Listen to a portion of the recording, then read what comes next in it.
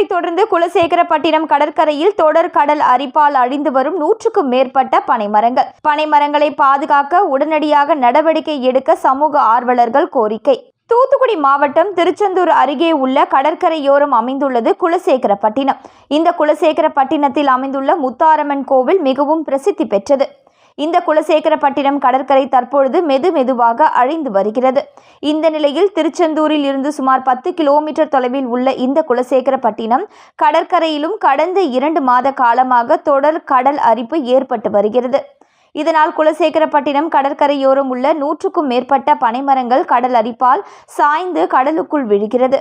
மேலும் கடல் அலையின் காரணமாக கீழே விழும் பனைமரங்கள் கடலுக்குள் அடித்து செல்லப்படுகிறது. தொடர்ந்து இதுபோல் கடல் அரிப்பும் கடலின் சீற்றமும் அதிகமாக இருக்கும் பட்சத்தில் இந்த பனைமரங்கள் அனைத்தும் கடலில் அடித்து செல்லப்படும். அது மட்டுமல்லாமல் பெரிய அளவில் கடல் அலைகள் எழும்போது கடல் நீர் ஊருக்குள் புகும் நிலையும் ஏற்படும். இது குறித்து சமூக ஆர்வலர் குணசீலன் கூறுகையில், பல நூற்றாண்டுகளாக இருந்த பனைமரங்கள் தற்பொழுது சரிந்து விழுந்து வருகிறது. இந்த பகுதியில் வளரும் பனைமரங்களுக்கு சிறப்பு உண்டு. மற்ற பனைமரங்கள் 15 ஆண்டுகளாகவும் பருவத்திற்கு வர, ஆனால் இங்கு வளரும் பனைமரங்கள் 10 ஆண்டுகளில் பருவத்திற்கு வந்துவிடும். இங்குள்ள பனைமரங்களின் முக்கியத்துவம் உணர்ந்து ஆங்கிலேயர்கள் இந்த பகுதியை 1930ஆம் ஆண்டு காலகட்டங்களில் இங்கு சீனி ஆலை அமைத்து பனைமர தொழிலை ஊக்குவித்து வந்தனர். இங்குள்ள பனைமரங்களால் தான் உடன்குடி கருப்பட்டியை புகழ் பெற்றது. இவ்வளவு சிறப்பு வாய்ந்த இந்த பனைமரங்களை தமிழக அரசு காப்பாற்றாமல் அழிய விட்டு கொண்டிருக்கிறது. இதை முறையாக கையாண்டு இதுபோல் கடல் அரிப்பு ஏற்படாதவாறு தடுக்க நடவடிக்கை எடுக்க வேண்டும் என்றார். தூத்துக்குடி மாவட்டம் குலசேகரப்பட்டினம் பகுதியில் உள்ள கடற்கரை பகுதியில் உள்ள பனைமரங்கள் அழிவின் விளிம்பில் நிலையில் உள்ளன. இங்கே உள்ள கடல் அரிப்பு காரணமாக, இந்த பகுதியிலே உள்ள கடல் அரிப்பு காரணமாக இங்கே உள்ள பனைமரங்கள் கிட்டத்தட்ட சரிந்து உளுந்து கடலுக்குள்ளே உளுந்து ஒரு அபாயகரமான நிலையிலே உள்ளது. இதை பார்க்கும்போது இந்த பகுதி மக்களுக்கெல்லாம் நாங்கள்லாம் ரொம்ப வருத்தத்தில் இருக்கோம்.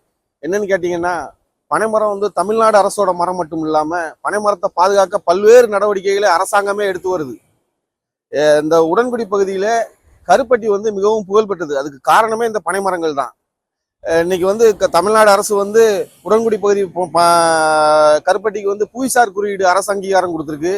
அது மட்டும் இல்லாமல் 1930 காலகட்டங்களிலே இந்த பகுதியில் வந்து இந்த கருப்பட்டி இந்த பனைமரத்தோட பயன்பாட்டை பிரிட்டிஷ்காரங்க உணர்ந்து இந்த பகுதியில் வந்து ஒரு சீனி ஆலை அமைச்சிருக்காங்க.